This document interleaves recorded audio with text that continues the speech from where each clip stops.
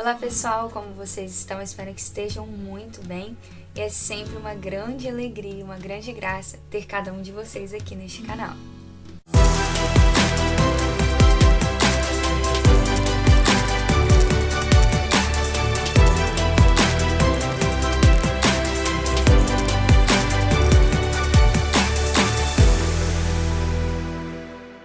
Olá pessoal, mais uma vez, sejam bem-vindos, esse é mais um Sem Dúvidas, é assim que você deve viver. E no vídeo de hoje eu quero te perguntar, você sabe qual a origem da oração de São Miguel Arcanjo? Aquela mesmo que rezamos na quaresma, estamos no tempo da quaresma de São Miguel, ou que, independente da quaresma também, quantos de nós buscamos nessa oração força para o nosso combate diário? Aquela que começa assim, São Miguel Arcanjo, defendei-nos no combate. E é sobre isso que eu quero conversar com você no vídeo de hoje. Talvez aqui poucos saibam, né? Ou se muitos saibam, louvado seja Deus, que antes da reforma, né, litúrgica no Concílio Vaticano II, proposta pelo Papa Paulo VI, era comum, né? Inclusive era assim, com decreto, que os padres, ao final da Santa Missa, rezassem algumas orações aos pés do altar, né, rezando ali pela conversão dos pecadores, pela própria igreja. Tinha algumas direções específicas para aquelas orações. E, inclusive, você consegue achar quais eram as orações lá no princípio que eram feitas. Com o Papa Leão XIII, acontecem algumas mudanças, algumas alterações nas orações específicas que eram rezadas, que eram 3 Ave-Marias, uma invocação que se seguia, né, à Virgem Santíssima, e depois mais 4 orações. Então, com o Papa Leão XIII, algumas mudanças acontecem nessas orações, e uma bem significativa é a chegada da oração de São Miguel Arcanjo. Mas como acontece isso? Gente, dentro do cenário ali, de forma bem breve, a gente vê uma Roma sendo tomada por muitos inimigos de Deus. E em todos os aspectos, tem livro que você encontra homens santos, homens tomados de Deus realmente, que narram essa experiência que estava acontecendo, digamos assim, na cidade eleita, né? Na cidade que é a menina dos olhos de Deus, que é Roma, a cidade escolhida por Deus para ser a sede da igreja. E algo muito interessante, que eu acho relevante nós colocarmos nesse vídeo aqui, é que todos os reis da Itália, naquele tempo, eram maçons. E a maçonaria tramou, né, e trama até hoje, né, contra a Igreja Católica. Então, eu vou narrar para vocês aqui, eu preferi ler para ser fiel àquilo que um dos cardeais descreveu, um dos muito próximos de Leão XIII descreveu, porque muitas histórias são contadas, muitas especulações, às vezes até bem fantasiosas. Mas isso que eu vou narrar aqui para vocês encontra-se em livros, em documentos da igreja, né, em documentos não assim, esses oficiais, né, exortações apostólicas, não nisso, tá, gente? Mas na história da igreja isso é encontrado em coisas muito valiosas, preciosas para a nossa fé. E as pessoas que descrevem isso para nós, esse acontecimento, eram pessoas extremamente próximas ou que tiveram contato com pessoas próximas ao Papa Leão XIII.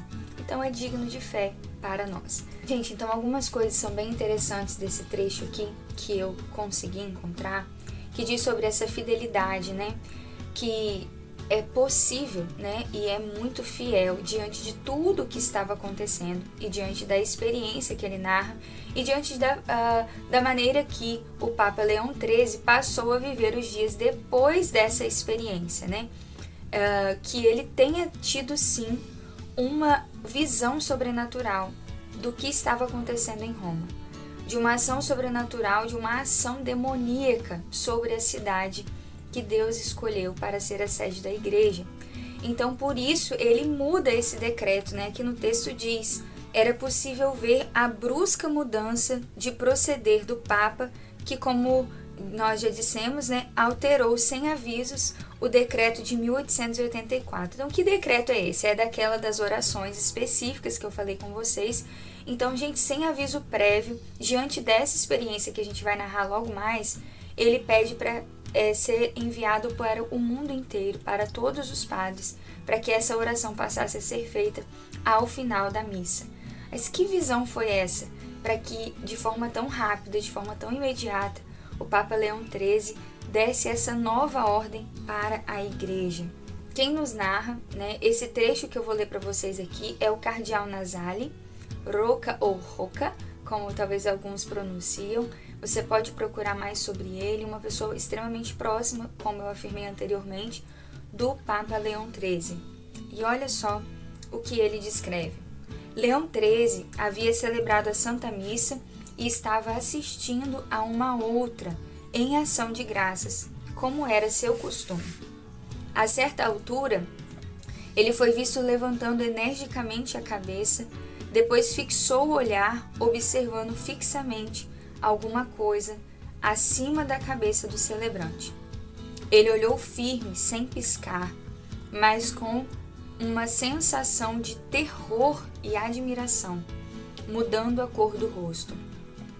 Algo de estranho e grandioso acontecia nele. Finalmente, como permanecendo em si mesmo e dando um leve, mas enérgico golpe com a mão, ele se levantou. Foi visto então indo em direção ao seu escritório particular. Os membros da família foram atrás dele com preocupação e ansiedade. Santo Padre, gritavam com veemência. Não está se sentindo bem? Precisa de algo? Nada, nada, respondeu o Santo Padre. Trancou então a porta. Depois de meia hora, gente, olha a rapidez diante daquilo que Deus queria, né? Diante da visão também que ele teve, daquilo que o próprio São Miguel o revelara.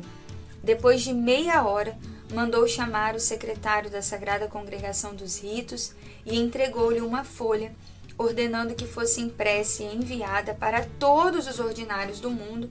O que havia na folha? A oração que recitamos no final da missa com o povo, né? Então, é porque esse cardeal era daquele tempo, então era a oração que ele ainda recitava. Então, todos os dias, gente, a partir de então, foi pedido pelo Papa para que rezasse essa oração de combate a este mal que se levantava contra a Igreja, né? Então, que oração é essa? E nós podemos rezar juntos agora. São Miguel Arcanjo, defendei-nos no combate. Seja o nosso refúgio contra a maldade e as ciladas do demônio. Ordene-lhe Deus, instantemente o pedimos. E vós, príncipe da milícia celeste, pela virtude divina, precipitai ao inferno Satanás e todos os espíritos malignos que andam pelo mundo para perder as almas. Amém. Então, meus irmãos, que visão foi essa? Que experiência foi essa que fez com que o Papa Leão XIII imediatamente, nós podemos dizer assim, colocasse essa oração de combate para que toda a igreja rezasse? Ele viu agir o mal sobre Roma. Ele viu demônios sobrevoando a cidade santa, a cidade escolhida por Deus. E assim também é interessantíssimo nós notarmos a continuidade de tudo isso, porque o Papa Leão XIII compõe também uma oração mais longa a São Miguel Arcanjo, que está dentro de um exorcismo que ele faz, e diz que esse mesmo cardeal narra em um de seus livros, esse cardeal que nós acabamos de ouvir a narrativa do que aconteceu naquele dia da visão, que o Papa ele andava com um papelzinho dentro do bolso de sua batina, e por onde ele andava ele fazia essa oração de exorcismo, né, expulsando mesmo todo o mal, e de forma muito especial nos jardins do Vaticano e em todos os outros lugares que ele ia. Gente, então ele compõe essa oração inspirada por Deus para que toda a igreja se beneficiasse dela, mas também compõe logo em seguida também orações exorcistas, essas que, né, pessoas específicas, o Papa, padres, bispos, podem estar rezando. Então, meus irmãos, como é importante nós sabermos a força dessa oração e como naquele tempo reinou uma grande graça sobre a igreja e muitas desgraças, muitos males deixaram de recair porque aqueles homens combateram. E olha o que hoje nós vemos no mundo, né? Eu até peguei aqui um trecho também. O que vemos hoje é a realização quase literal do que dizia o Papa Leão XIII em seu exorcismo. Referindo-se à atuação política dos maçons da época, erigiu-se em magistério, assentando-se como cátedra de Satanás. Olha o que o Papa descreve. Para levar ao erro, não à luz todas as nações, tentando, se possível, inebriar com o absinto de suas iniquidades, heresias, luxúria, mentira, corrupção, até mesmo os filhos da igreja. Então ele escreve isso nesse exorcismo que ele compõe logo depois também dessa visão. E aí, meus amados irmãos, o que nós vemos também hoje, senão essa cátedra de Satanás sendo colocada dentro muitas vezes da nossa própria casa, dos centros políticos, na nossa sociedade, no meio, infelizmente, de muitos dentro da própria igreja, como ele descreve aqui, o Papa Leão descreve, atingindo muitos filhos da própria igreja. Então, nós precisamos estar atentos e combater. Nós precisamos combater. Então, continue rezando essa oração. Nós estamos no período da Quaresma, somos convidados pela igreja a rezar esta oração todos os dias, mas também permaneça rezando, permaneça combatendo o bom combate, sendo fiel na sua vida de oração. No vídeo passado nós falamos sobre a adoração, então seja muito, muito fiel. Divulgue esse vídeo com quantas pessoas você achar necessário para que isso chegue a mais e mais corações, para que se levante esse exército adorador, esse exército da Imaculada, esse exército que reza, esse exército que combate. Pois os tempos são maus, os dias são difíceis, os tempos são maus e Deus está separando o seu povo. Como também nos diz a palavra de Deus em Efésios, tomemos a nossa armadura, a armadura do cristão, e vamos para o combate proposto. Pelo sinal da Santa Cruz, livrai-nos Deus, nosso Senhor, de todos os nossos inimigos. Em nome do Pai, e do Filho, e do Espírito Santo. Amém. Deus abençoe cada um de vocês. Até mais.